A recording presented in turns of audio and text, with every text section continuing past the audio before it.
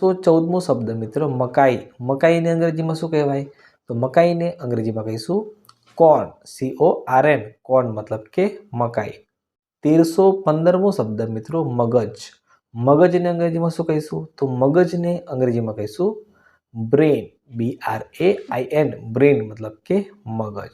1316મો શબ્દ મિત્રો મજબૂત. મજબૂતને અંગ્રેજીમાં શું કહીશું? તો મજબૂતને અંગ્રેજીમાં કહીશું સ્ટ્રોંગ, STRONG, સ્ટ્રોંગ મતલબ કે મજબૂત.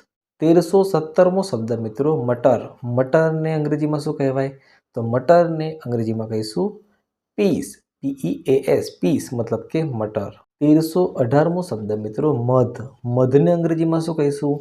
તો મધને અંગ્રેજીમાં કહીશું હની, HONEY, હની મતલબ કે મધ.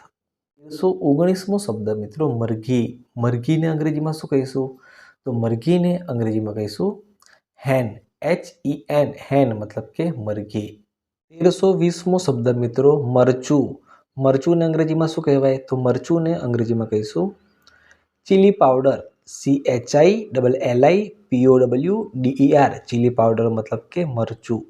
1321મો શબ્દ મરડવું. મરડવુંને અંગ્રેજીમાં શું કહેવાય? તો મરડવુંને અંગ્રેજીમાં કહીશું to twist, TOOTWIST, to twist મતલબ કે મરડવું. 122મો શબ્દ મિત્રો મરી. મરીને અંગ્રેજીમાં શું કહેવાય? તો મરીને અંગ્રેજીમાં કહીશું પેપર, PEPPER, પેપર મતલબ કે મરી. 1323મો શબ્દ મરેલું. મરેલુંને અંગ્રેજીમાં શું કહેવાય? તો મરેલુંને અંગ્રેજીમાં કહીશું ડેડ, DEAD, ડેડ મતલબ કે મરેલું. 1324મો શબ્દ મિત્રો મલમ.